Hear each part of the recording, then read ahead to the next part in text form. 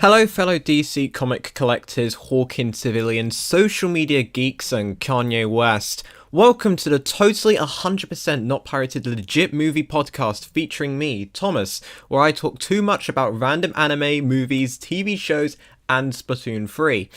In this special two-part episode of today's podcast, we rank the top movies, TV shows, and video games of the year as a game show, where I rank the top 5 TV shows and films of this year. This podcast will be rated 12 plus for moderate language, which I need to say so that Phoenix Wright doesn't yell objection at me, and I lose the legal battle, and get thrown into jail. And now, we begin today's podcast with a sponsor which made this all possible. This podcast is sponsored by water itself. Yes, the worldwide popular drink has decided to sponsor me. If you have never drank water before, then you shouldn't be here. You should be more dehydrated than Tom Hanks on a deserted island. But then again, the island he is on is surrounded by water. Water, also known as H2O, also powers many things such as plants, animals, machines, and your soul. Your favourite drinks also contain more ounces of water than a certain drug used in 1880s cola, which I cannot say before Saul Goodman will proceed to stab me with more legal information than a leisurely walk in Ohio. But then again, he did help a drug dealer by the name of Walter White. You can buy this amazing product at many places, supermarkets, garden centres, the Sky itself, or by calling the Weather Channel, which is owned by IBM for some reason, by visiting their website. And remember folks, I'm only 70% water and 30% autism, so without water, I would only be 30% autism and 70% nothing. So thanks for staying hydrated, and thanks for our sponsor for helping us, because literally, without water, I would not be alive. Literally. Now back to the podcast. Okay, so for today's podcast, we are not going to be doing our Pixel Corner section, as we are going more in depth about this in our next episode of our podcast, which will be a visual, by the way. For people who don't know what Pixel Corner is, it's our small little video game section where we talk about some big gaming news, reviews, and sometimes interactive quizzes with a panel. However, for today's podcast, you will only have me today, as I'm yet to kidnap some people for the panel for that podcast. So in today's episode, I wanted to go over some of my personal top 5 TV shows and movies of the year. Next episode, I'll be able to talk about some more of these with the panel and create a top 10 instead of a top 5, as this is going to be a mini version of the podcast I'm going to do later. What I would like to mention that these are my personal picks from what is my top 5, so you might say, oh, Thor Love and Thunder is my best movie of the year, but I might say that Morbius is the best movie of all time, which is fine, but I'd like to say that my opinion is correct and yours is not. Finally, for each of these, I would like to give a small summary for how I would found these movies or TV shows and rate them out of 10. This list will include multiple different movies from different genres, such as independent, comedy, drama, zomcom, or whatever that means. And now I have cleared up on everything that I need to start making this list up and start listing the first 5 top TV shows of 2022. Okay, so this first TV show that I put on this list is a new TV show that will hopefully make the LGBTQ+ community not throw rocks at my window, because I did not put this show in, and to be honest, I think the internet will do the same thing too. The show I'm talking about is Heartstopper, a teen comedy, drama, romance, British LGBTQ+ TV show which categorizes under so many genres it would look larger than a Big Mac. The basic plot of this story is about 2 Year 11 boys, Charlie and Nick, who end up falling in love. One of the main reasons why this TV show on Netflix was so critically acclaimed was for its LGBTQ+ representation, which was done very well with the characters they added into the show, such as Ellie, who is a character in the show who is transgender. After the show released, it instantly gained a lot of fame, especially among its target audience of teenagers, as TikTok, an app which teenagers do a lot of things that I don't understand because I don't use the app, and got its own graphic novel based off the Netflix show, which I've seen on Waterstones and other bookshops. Now that I've watched the show and I thought it was a wholesome little show that represented the LGBTQ plus community very well and gives more awareness for people around the world to not be afraid of being gay, bi or trans or a fish or an attack helicopter, which someone said they identified as on the survey that I made. Speaking of that survey, it seems a lot of you seem to have enjoyed this show too, which is a very good thing. Even though comedy romance TV shows aren't really my cup of tea, this show was done quite well for me to put it on this list. It's a solid 8.5 out of 10 for me on this list. Now, you can't have a TV show section without me throwing some anime into the mix. That's like me making spaghetti bolognese, but without the bolognese, it would just be plain boring pasta, bland, without the taste, and visually bleak. However, Demon Slayer is completely the opposite for all of this. This show is literally a spaghetti bolognese served with Italian restaurant in the heart of Milan with extra herbs, spices, and it's extra hot. Yes, that makes completely no sense, but I hope you get the picture. The last season that came out in 2019 literally single-handedly broke the internet with Studio Ufotable's insane dedication to the manga adaptation.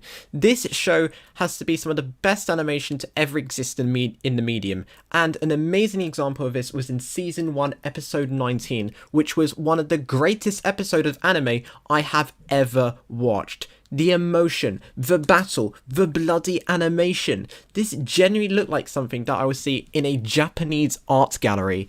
And Season 2 was nothing different after their success with the Mugen Train arc, which was made into a feature-length film and became the highest grossing Japanese film of all time, beating the giants of Ghibli movies such as Howl's Moving Castle and Spirited Away, and the 2016 comedy anime romance Your Name. The movie's plot is about Tanjiro, who is given the task of investigating an incident that happened on a train, along with his demon sister Nezuko and his accomplices Zenitsu, Inosuke, and the flame Hashira Rengoku, who takes said train, which is somehow not like the Deutschbahn system and is not delayed. Instead, it's way more terrifying as one of the lower rank 1 demons is controlling the entire train. I'm not going to spoil this movie, but all I'm going to say is you may need a packet of tissues when watching the movie and get ready for some high action and animation that is so intense that would make anyone into an anime fan, and then they choose to pick Sword Art Online as their next anime to watch. And if you do that, please don't. In Season 2, which takes place after the Mugen Train arc, Season 2 follows the Entertainment District arc, which features Tengen, the sound Hashira whose characteristics are highlighted a lot in this series. Instead of the show being consisted in a countryside, woodland, or a train that more menacing than being on Thameslink, the show is set in a traditional Japanese city which is full of people. Even though I was only able to watch 3 full episodes because Crunchyroll decided that to add the rest of the series only on premium only, which is something that I don't have, I still managed to watch some of the YouTube videos of people talking about the show, and some of the fight scenes are also shown on their YouTube videos as well. The animation that Studio Ufotable are doing is actually insane, and is definitely deserved of being rated as one of the top rated animes of all time. Definite 9 out of 10, but I would give this a 10 out of 10 if Crunchyroll decided to let me watch the entire show on Netflix or Crunchyroll or whatever. I don't know. It's Crunchyroll's fault. Let's just go on to the next one. Now, I do like some animated independent TV shows which don't normally get talked about and are kinda underrated. Mainly, these originated as web series and are mainly crowdfunded. Recently, new companies such as Glitch Productions have been leading their web series Meta Runner, and more recently Murder Drones, which have currently been gaining a lot of popularity on YouTube, with Murder Drones recently gaining 10 million views. However, there is one show that stood out for me this year and got a full-on Netflix series. Created by Cartoon Hangover, a Canadian independent YouTube channel which makes animation, Bee and Puppycat was originally a chill cartoon web series which I would describe as a show being a mix of Adventure Time and Steven Universe were combined into this cute animated show. This show was originally going to be released in 2019 on Netflix but got pushed to 2022. Bee, who has bad financial issues, randomly finds a pet who talks in electronic noises and gives her jobs in a place known as the Temp Space. Even though this show is not well known and some people who took my survey didn't really know about the show, this is probably one of the most underrated shows on Netflix right now, and this show is really good after a long day and is something that can be easily watched and is really very relaxing. There are a lot of good side of the characters, and there are a lot of good characters, and the plot of the show can be easily enjoyed. The animation is also very unique, and some of the episodes in the show were like remastered episodes from the actual web series itself. I would give this show a solid 9 out of 10 because I personally absolutely love this show and it's so chill and it would be really good to watch after a really long day. And if you're having like a bad day or something, then go watch this show. It's really wholesome, it's cute and whatever. Yeah, watch it after a long day if you've had a bad day. So I would recommend it for someone who likes that sort of stuff. Marvel recently have been making Disney Plus exclusive shows and have featured some really good shows, including Loki and WandaVision last year. This year, however, they decided to bring in a new character who had not been introduced into the MCU until this point, and it's the highly anticipated Moon Knight. This was a best TV show Marvel had to offer this year and was a banger of a show. It had the great comedy, great action, a great storyline. Also, they went into London and they made some British jokes that only British people understand that really made me laugh, including Moon Knight says Wagwan. Yes, he's a roadman. Be scared. The main plot is about Moon Knight, also known as Stephen Grant, who has a personality disorder and is drawn to a mystery surrounding the Egyptian gods. Probably why Stephen Grant went to the British Museum, as you could find basically everything about Egypt there, as we stole all their artifacts. The show itself has a lot of good elements of psychological horror and action mixed with comedy that any Marvel fan would enjoy, even myself, who's already a big Marvel fan. There are some other characters in this show too, such as a dead bird looking thing and a talking hippo, which unlike Gloria from Madagascar is a god. Don't look at me, watch the show itself. Trust me, this is a thing. This show is also very well known for its internet memes, as there was a lot of internet memes that came along when this show was released, especially with the scene where he goes around this, like he touches the sky and it like scrolls through, it's like moving time or something. I don't know how to describe it, but he like moves time, you know, he goes like that. You can't see me do it because this is an audio podcast, but you can kind of like memorize it. It's something like Doctor Strange would do or something. This show definitely deserves a 9.25 out of 10 for its amazing look and comedy, because the comedy in it I absolutely loved, the action in it I absolutely loved, and I would definitely give it a 9.25 out of 10. If you're a Marvel fan, watch the show. It's on Disney Plus. And now let us move on to the number one TV show of 2022. Okay, this wasn't really a big surprise, wasn't it? Quick spoiler warning for this part, as both season 3 and 4, just so you fellow people don't start a riot outside my house. Stranger Things is one of Netflix's biggest IPs, and arguably season 4 was their biggest show of this year. Teased earlier this year on Twitter before Elon Musk bought it and turned the website into a cesspool, this announcement drew all the Stranger Things fans wild, including me. Stranger Things was released all the way back when Will went missing on the release date of the 15th of July 2016. Season 1 was really good, with great introduction with all the main characters and a really good storyline where the three other kids, Mike, Lucas and Dustin, try and find their friend Will Byers, who goes missing in the Upside Down. This then leads them to find Eleven, who escaped the lab and has superpowers, and teams up with the kids and beats the crap out of a Demogorgon, which is terrorizing Hawkins, and stops Eleven's so-called father, Papa, which, as the story says. Season 2 released in 2018, I believe, and I need to Google it actually. Did it release in 2018? Did Stranger Things Season 2 release in 2018? It released in 2017. I am completely wrong. I am so sorry. Okay, that's awkward. So, season 2 released in 2017, and even though it was my least favorite season out of the 4 released, it was still pretty good.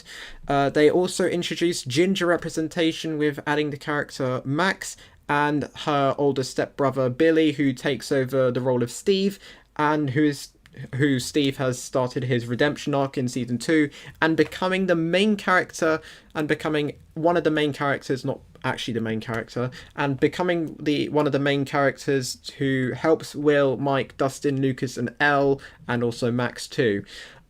Season 3, which was my personal favourite season, was where the popularity really started to take off for Stranger Things, and there was a lot of hype, I remember, for this show, as I was in Austria, and I think I was in Austria. Yeah, I was in Austria and I saw tons of advertisements for the Stranger Things season 3. I saw it in loads of them. I think I saw them in Berlin too, but I definitely remember seeing them in Austria at a bus stop. Definitely remember that. I've gone really off topic. I'm really off script. Oh my goodness. Right. So we are at season 3. Here we go. So season 3, which was my personal favorite season, was where the popularity really started to take off. The introduction of new characters, which some of them get killed off in that season, including a Russian guy and Max's stepbrother. Season 3 brought so much to the Stranger Things world in terms of story, memes, lore, and character development, including the relationships between some of the characters, such as Mike's relationship with Elle, and Lewis and Dustin. These are like relationships that are in the show. They're all like in love and they're like, the internet basically they just protect them, they protect these characters. They don't want anything to happen to them. If their relationship breaks, the internet just cries, if you know what I mean. Right. Also the entirety of Stranger Things is all set, the show is set in the 80s and gives this vibe of like being in the 80s, and which both the teen and adult audiences will enjoy for either nostalgia or just the characters of the show, or just having it be set in like a teen horror drama, sci-fi. I don't even know what to call it. It's a Stranger Things based off of Dungeons and Dragons, based off of I can't even like explain half of this stuff now. My brain has just died currently. So when season 4 was released, it became one of the most highly anticipated shows of the year. I was actually so hyped for when the show's released. The first thing that I wanted to do when I got home from college was to binge watch the entire show in one sitting. Well, volume 1 anyway. The season came out for the first time, and it had released in 2 different stages. Volume 1, which will have the first 7 episodes, which will roughly last about 1 hour long, and the last episode, which will be about 1.5 hours, and Volume 2, which will be released the next month, in July 1st, the first wave in March 28th, the second wave in July 1st, all of these being on Friday. This show sent shockwaves around the internet, including one of the best episodes of the year, and probably one of the best scenes that I've seen for this year in terms of TV or film or anything, because of how much of an impact that it had. And that was in episode 4 of Stranger Things season 4, and the episode was called Dear Billy. This features Max, who has become heavily focused in this season after her stepbrother's death in the season before. Max has an encounter in this episode with the antagonist Vecna, and she is barely managed to escape while running from Vecna. she manages to escape anyway. Yeah, she does escape. Yeah, I can't English. Running Up That Hill by Kate Bush was playing in the background, and this single scene in Stranger Things was, in my opinion, one of the best cinematography, character development, and one of the most impactful scenes that single-handedly sent the internet into so much pandemonium never seen before since a grape-looking villain from Marvel clicked his fingers in Avengers Endgame. Running Up That Hill, a song released all the way back in 1984, became one of the most streamed songs of the year and became number one on the UK charts for nearly 2 months on Spotify. I even streamed it a lot after watching the entirety of Volume 1, which, by the way, I'll have a little fun story for you, which is off script. I watched Stranger Things Season 4, Volume 1, and I started watching it at like 8 p.m. or something, and I was like, okay, I'll probably finish watching this, I don't know, 2 a.m. in the morning. I woke and didn't wake up. I stayed up. I watched the entire series, that entire section of the show of Volume 1, and I stayed up, and by the time I finished it, it was the morning. It was 4 a.m. I don't know how I stayed up that far, but I did. So, yeah. Volumes 2 release, which was released on July 1st, was one of the most highly anticipated Stranger Things volumes after the back of Volume 1. Volume 2 released in July 1st, and I actually skipped an entire cricket match just so I could watch this entire final 2 episodes, because I was actually going to go to a cricket match, and I wanted to watch Volume 2 before anyone else could. And I'm not gonna lie, Volume 2 was really good. I really enjoyed it, but oh my god, this is just gonna be a quick spoiler alert, so if you don't want to get spoiled, click off now. They did Max dirty in the finale. Not gonna lie, you had one of the strongest characters for the audience to connect to, and at the season finale, one of the final things you do for this entire season, which was being actually such a massive roller coaster of emotions for the entire Stranger Things audience. At the end of the season, the Duffer Brothers just decided to make her into a cripple. The Duffer Brothers were so mean, and why did you decide to kill off some of these great characters? Like, you killed off Eddie, you evil bastard. He was one of the greatest new characters you've added into the show. Honestly, I can't wait for the final season to be released in 2024 and what the finale would look like after an insane season finale.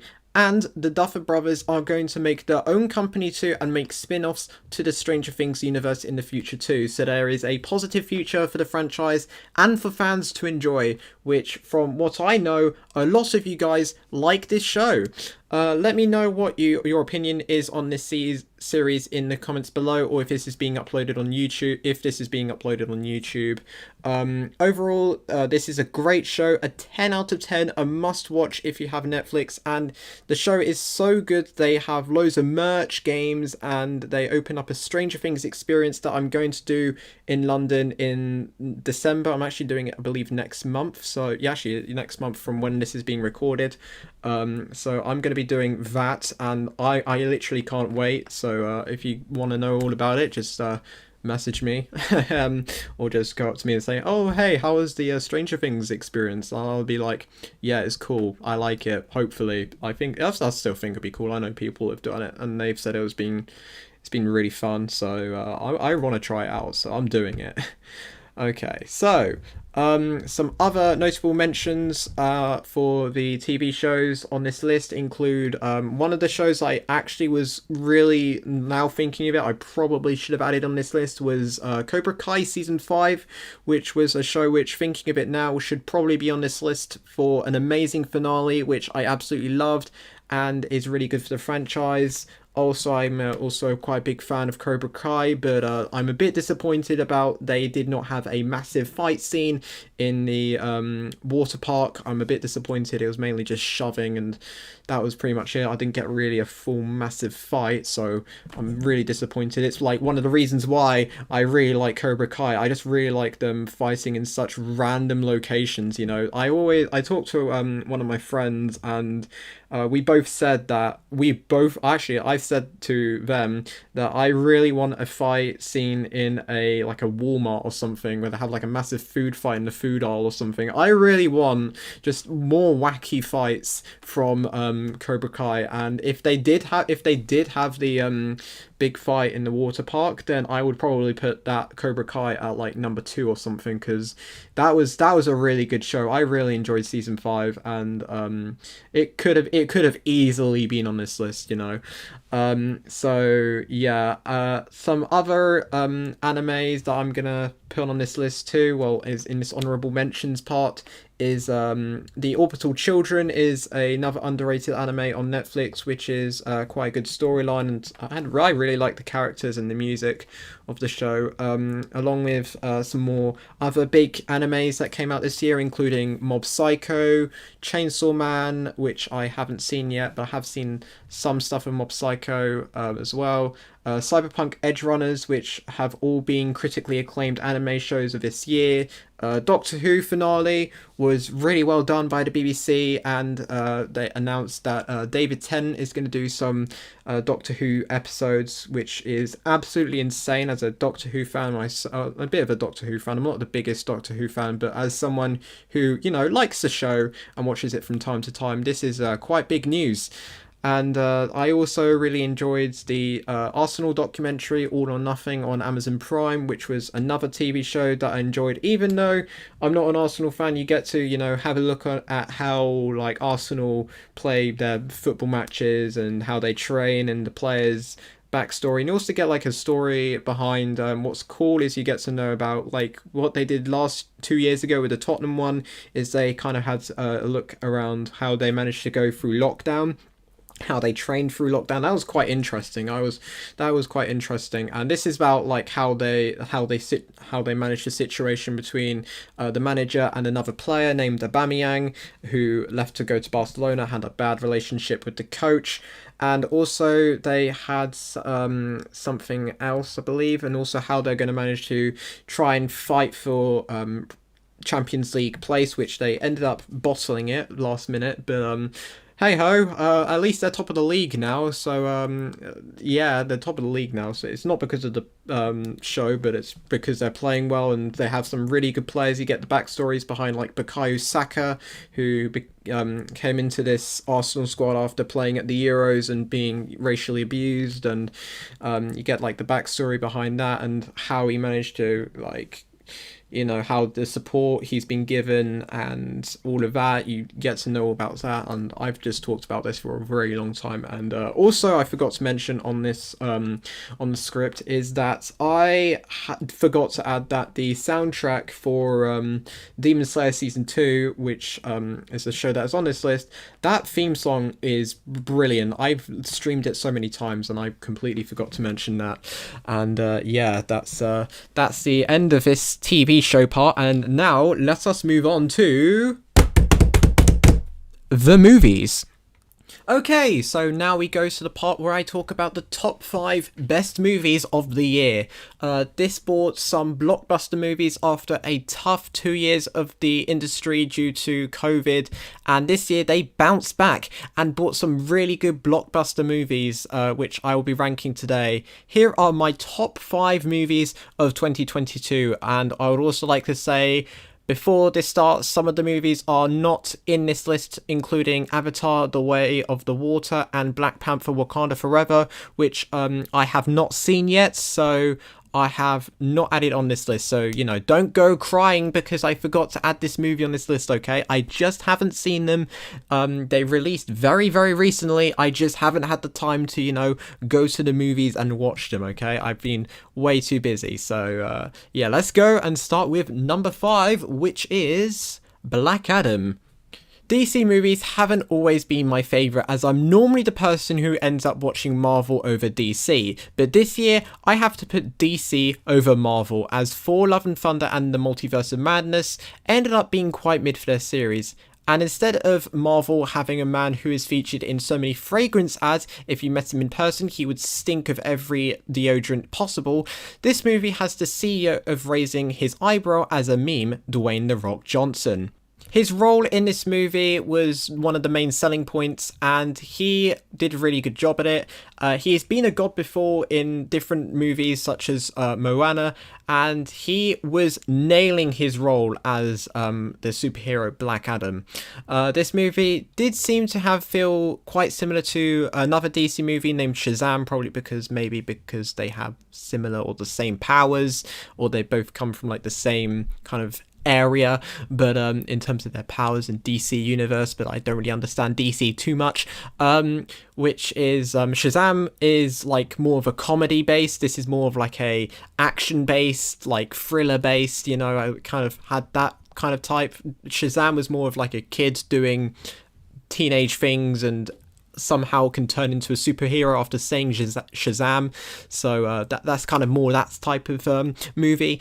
So this movie did have its own uniqueness to it, which I liked, even though this movie was had a little bit of, this is just my opinion by the way, it had some slow-mo shots which were quite cheesy, and they were like as cheesy as like a cheese factory in Italy, and the plot itself was good but could probably need some more understanding of the DC comics, have some understanding of the character, since I kind of came into it like having no idea what like Black Adam was. I just knew he was like Dwayne "The Rock" Johnson and he was a superhero, and I was like the only knowledge that I had, and that was literally the only information that I had. The plot consists of Black Adam being banished to the Shadow Realm 3,000 years ago for being a naughty boy, and 3,000 years later is reincarnated from the dead by some fugitive who ends up helping Adam save the world after a long debate by some other gods. Would rate this movie 8 out of 10, mainly because I've watched better DC movies, and I would put this on this list for some pretty good comedy, and for a thriller DC movie it's very good, but I have seen better or kind of on par DC movies this year as well, such as The Batman, which I also really liked this year too. So yeah, I'm gonna go on to number 4 now. Let's go. Remade IPs have been really popular in the past few years, especially with Disney recreating some of their old IPs for the 21st century with CGI and real-life actors.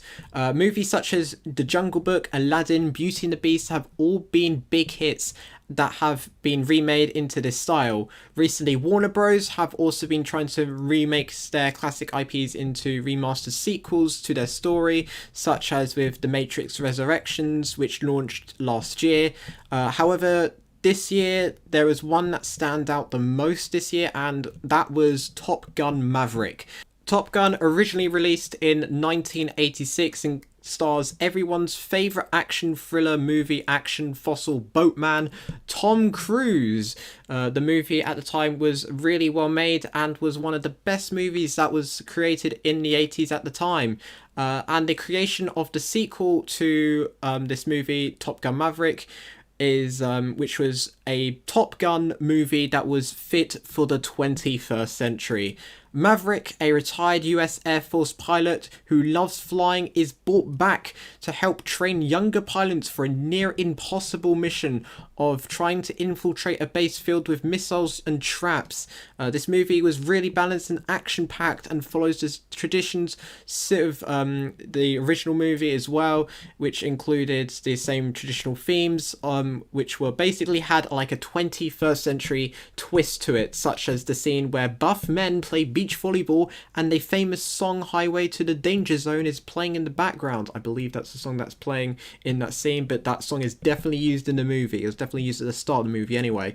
This time they hired a famous band, One Republic, to make a song to match this scene, and they actually matched the summer vibe quite well, and the song also did quite well in the charts.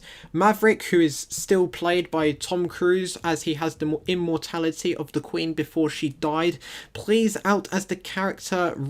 out his character really well, and the movie definitely demonstrates how to properly remake an old movie for the 21st century, or like a sequel of an old movie that's just brought back to life for the modern era. An 8.5 out of 10 for me, for its a really good action thriller scenes, but I would like to see a little bit more comedy from Tom Cruise, but that's just my opinion, and I've only seen this once, and I do remember being a little bit of comedy, but I wanted to see a little bit more from Tom Cruise, so yeah.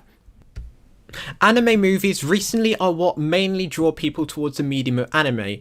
Pretty much all the highest grossing movies of all time that have originated from Japan have all been anime films. As stated before, with Demon Slayer Mugen Train was recently a massive hit and brought the large new audience to enjoy the medium of anime, and One Piece, arguably a legendary anime which has lasted more than 25 years and 1,000 plus episodes.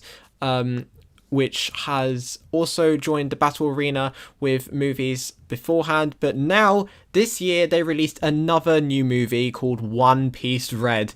This movie mainly focuses on Yuta, a singer who used to be adopted by the daughter of the legendary pirate Shanks. Her role, voiced by the Japanese pop star Ado, features a lot of songs that she has made for this movie, and these songs have reached #1 on the Japanese music charts, from songs such as New Genesis and Backlight and Fleeting Lullaby 2. These are like my 3 favourite songs of the show.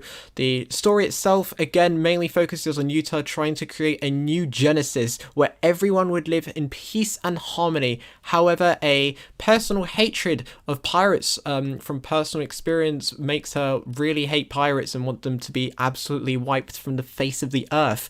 Luffy, the protagonist of the show, is a childhood friend of Yuta, and she has to battle her as their views conflicted, as he wanted to become the Pirate King. I remember watching this movie in the cinema with my friend Ryan, and I definitely knew that this was a musical movie because the cinema that I went to decided to put the movie on full speaker and decided to deafen my ears more than listening to one Tyler One live stream. I have watched a One Piece movie before, which was One Piece Stampede, and I can confidently say that this was a lot better than Stampede. I love the characters in this movie, and the fight scenes were very well animated, and I really loved how this show looked, and I also really loved the songs too. Ado absolutely nailed it in this show, this movie, and I'm really grateful for that. So 9 out of 10 for the amazing animation, visuals, and Ado's songs made this movie probably one of my favourite, actually it is my favourite feature anime film of the year. Video game movie adaptation mainly have been given not the greatest reviews from critics in the past, but recently there has been a resurgence in the genre with the Pokemon Company collaborating with Warner Bros. To create Detective Pikachu, which was one of my favourite movies of that year when it released in 2018, and bringing big names such as Ryan Reynolds into this genre of movies. The Sonic the Hedgehog movie was going to be a disaster at some point, and they decided to create an abomination of a creature in their first trailer, which fans reacted to the design thinking that Paramount had never seen Sonic in their lives, and then changing it to a way better design after going back to the drawing board and listening to their audience. After Sega and Nintendo have dipped their toes into this movie industry, PlayStation have decided to do the same thing, and they decided to make Uncharted featuring Tom Holland into this movie. Uncharted is an action-adventure video game based off of Uncharted video game franchise by Naughty Dog, who are one of the biggest PlayStation partners when they created The Last of Us all the way back in 2011 or 12, I think it was just before that. But before they made that game, they released Uncharted, which was a 2005 game for the PlayStation 3. That was the first game they released, with the latest installment being a remake that was released this year on the PlayStation 5. When going into this movie, I did not have a lot of knowledge of the plot of the game, so I basically went into this movie blind, but not literally because I would not be able to watch the actual film,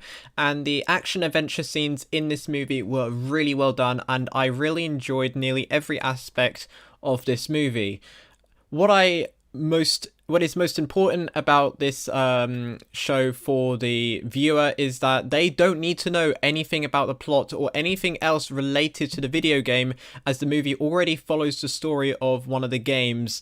Nathan Drake and his partner in crime Sam, who were both orphans and lived a life doing pickpocketing and robbery in New York. They wanted to find a treasure where they had been hunting for from Sir Francis Drake, which is like one of their relatives or something from all the way in the past, but even though Francis Drake in history had never had a kid, I believe. They had then smuggled themselves to Spain, where the treasure was situated, before being trapped, and then traveling to the Philippines, where they were being attacked by the rich people who wanted to find the treasure for themselves. Then a big flying ship battle that looks like something straight out of Pan, but remember, this is PlayStation, not Super Mario Odyssey. I really hope PlayStation does more of these shows, and they has stated that PlayStation Studios are going to add more of their shows into movies and TV shows, such as The Last of Us being recently announced for HBO Max in America, and Horizon has been given a leak. The Horizon Forbidden West and Zero Dawn games are going to be made into a TV show on Netflix maybe in a couple of years. I believe PlayStation or someone has leaked that anyway. So PlayStation and Sony are really seeing the opportunity in this industry, and currently they are nailing it, and I would love to see more of them in the future. The movie is, I would rate 9 out of 10 for its action scenes, and for the movie being genuinely very fun to watch, showing that Hollywood can produce good video game adaptations into feature films. And now it is time, what you've all been waiting for, the number one best movie of the year of 2022. Now, for the time you have all been waiting for, the greatest movie ever created, the best movie that sold over 1 more billion tickets worldwide and became the number one of all time at the box office, smashing the box office entirely. You know what I'm talking about. It's Morbin time, because Morbius is the number one movie of all time, featuring the haha funny Doctor Who man and the most insane plot of all time. Hollywood's finest, a masterpiece ever created, the greatest masterpiece ever created, and it is the greatest movie of the year. Nah, bruv, I'm kidding. The movie's good, but Bullet Train is better. Bullet Train is the definition of how to create an amazing comedy action thriller on a train. Set in Japan, but filmed in Los Angeles because of COVID, the movie follows an assassin, Ladybug, played by Brad Pitt, I can't pronounce, who has a taste of being more unlucky than England in football major tournaments. The comedy in this movie is excellent, with one of the characters who has an obsession with Thomas the Tank Engine for some unknown reason, but it does match the theme of basically the entire movie being filmed on a train, and it's really funny. I love that bit. The enemies, or as the Thomas Train obsessed man named Lemon calls Percy, because of the train that no one likes, roasted for anyone who likes Percy and Thomas the Tank Engine. Basically, the White Death, the antagonist of the story, who is after a suitcase and is holding people hostage while they are on the train. The movie is full of assassins, characters getting killed and becoming undead. The plot is a complete roller coaster where you don't know what to expect next. The movie has you on the edge of your seat and makes the train travel look badass. Meanwhile, I am stuck at East Croydon Station waiting for the 7:54 train to Brighton, which then becomes cancelled because Thameslink feels like it. And what do both of these have in common, you may ask? They are both thrillers. You don't know what to expect, and this movie nails the aspect of being such an extremely complex thriller movie with a good dose of comedy and some rocking action scenes. Also, I really like the Japanese culture and trains and action and movies with comedy, so this movie was practically made for me. Even though this movie wasn't the most highly rated movie of the year, mainly because of the show being heavily focused on VFX and CGI because of COVID restrictions, but it still looked really, really good. So the makers of the Street Apps already talked about that. This movie definitely solid 10 out of 10 for comedy, action, the thriller scenes, and also the Thomas the Tank Engine references were, absolutely on point. So I want to give this movie a massive 10 out of 10. This is such a fun movie. If you want to watch it, I don't think it's in cinemas now, but it might be on you can buy on Amazon, or if it releases on a major platform, then definitely go watch it because it is such a fun movie, and the thriller and the and I don't mean Michael Jackson, and the everything about this movie I just absolutely love. So I really want to watch this again because it was such a fun movie. My goodness. Right, now let us go on to the other mentions of the honorable mentions, which I'm going to talk about now.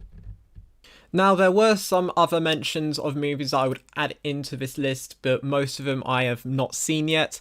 This includes Jurassic Park, which I did not manage to see at the cinema, as I decided to watch Top Gun Maverick instead. Netflix movies Enola Holmes, a sequel starring Millie Bobby Brown from Stranger Things in this mystery comedy, was a very fun movie to watch, and it's brilliant if you love movies that are set in that era and with Sherlock Holmes mystery, and adding the comedy made it, so much more fun. All Quiet on the Western Front is a German movie that is set during World War One, and the horrors of trench warfare is showcased quite a lot. This is a massive drama movie. This is for all of you drama fans who love movies about historical and more war themed stuff. Anime movies Drifting Home and Bubble were both visually amazing, especially Bubble for its animation, but the story wasn't as strong, which is quite surprising because I believe the company behind it was the people behind Attack on Titan, and a lot of the storyboard people were from big anime, so it wasn't the biggest thing for me, but visually it was really good. The Marvel MCU movies this year did not hit the greatest levels this year, but Thor: Love and Thunder was a very fun movie, but felt way too similar to Ragnarok in my opinion, which is personally my favourite Thor movie. This year also saw the release of the highly anticipated Doctor Strange Multiverse of Madness, which personally again, similar to the anime movies, the movie looked really good, especially in the VFX, but the story lacked the spark that it needed. Minions Rise of Gru made the internet go literally bananas, and people were going into this movie with suits so they can record their haha funny meme and post it to their TikTok for internet clout, for them later to be kicked out of the cinema for being reckless and throwing bananas all around the cinema. Not even joking, some people in cinemas in the UK were not letting people in to the screen to watch the movie if they all had suits on, and they made separate screenings specifically for these TikTok degenerates to throw bananas across the cinema and make as much noise as they want and cheer on for their Lord and Savior, Gru. Even though this was one of the biggest meme movies of 2022, the award for the best meme movie of 2022 goes to Morbius, a thriller action horror which had the internet loved so much, Sony extended the movie in cinemas, while also won more $1 billion in the box office. That's not actually true, by the way. And I also explained this more in depth a little bit earlier. I enjoyed it, but it wasn't the greatest movie of the year. Overall, the movies that had released this year have definitely bounced back after a slow 2020 and 2021 due to the stinky virus shutting down cinemas, and movie productions have been delayed. Next year, expect there's going to be some really good movies to be released, and I'm already looking for movies such as the next Marvel of Marvel movies, Ant-Man and the Wasp, Quantumania, and Guardians of the Galaxy Volume 3, which I'm really looking forward to as well. Chris Pratt as Star-Lord in Marvel Guardians of the Galaxy will also harness the powers of an Italian plumber and will need to beat up Jack Black as King Koopa in the Illumination Nintendo crossover of the new animated Super Mario movie, not the old one with actual actors, because Jesus Christ, that's cringe as hell.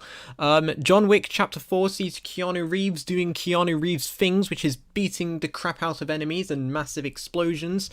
And that is basically pretty much all the big movies that are going to be out in 2023. You're probably going to get more information on that. And also Black Panther Wakanda Forever will probably also be on this list when I get the chance to see it, and probably also Avatar 2, but that's going to be releasing in December, which this is recorded in November, so I haven't actually seen it yet. So hopefully it'll be good movies, and yeah.